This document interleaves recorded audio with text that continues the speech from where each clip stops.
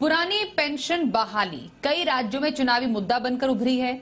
जिन राज्यों में विपक्षी पार्टियों की जीत हुई वहां पर एनपीएस में जमा कर्मचारियों के पैसों को लौटाने की भी मांग की है। अब इन सबके बीच पेंशन फंड रेगुलेटर यानी पीएफआरडीए अब अश्योर्ड रिटर्न वाली स्कीम लाने की तैयारी कर रही है। इस स्कीम में क्या है, कितना तक मिलेगा अश्योर्ड रिटर्न, समझते हैं हमारे सहयोगी ब्रजेश कुमार से। ब्रजेश, एनपीएस में अश्योर्ड पेंशन की तैयारी क्या है, प्लान ये? पीएफआरडीए मिनिमम एश्योर्ड रिटर्न की स्कीम लाने की तैयारी में है।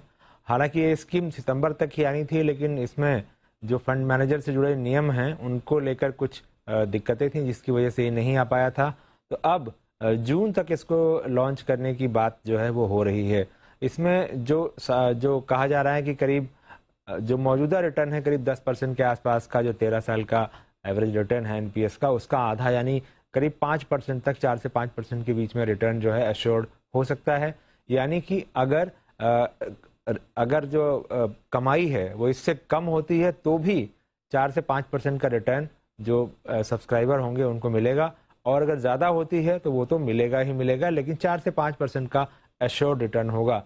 लेकिन इसके साथ ये भी शर्त होगी कि जो इसका फंड मैनेजमेंट चार्ज है वो ज़्यादा होगा। अभी जहां एनपीएस का, नॉर्मल एनपीएस का 0.09% लगता है, वहां पर 0.25% जो है वो यहाँ पे फंड मैनेजमेंट का चार्ज हो सकता है। साथ ही ये भी एक शर्त होगी कि एक बार इस स्कीम में आएंगे तो 10 साल तक जो है उनको इसमें इन्वेस्टेड रहना पड़ेगा एश्योर्ड रिटर्न की स्कीम में। अगर ये देखें तो जब पीएफआरडीए एक्ट बना था 2013 में आया था, तभी ये तय हुआ था कि इस तरह का प्रोडक्ट जो है वो 2013-14 के खत्म होने तक आ जाना चाहिए था, लेकिन काफी लंबा समय लग गया और अब जाकर इसको लॉन्च करने की तैयारी है।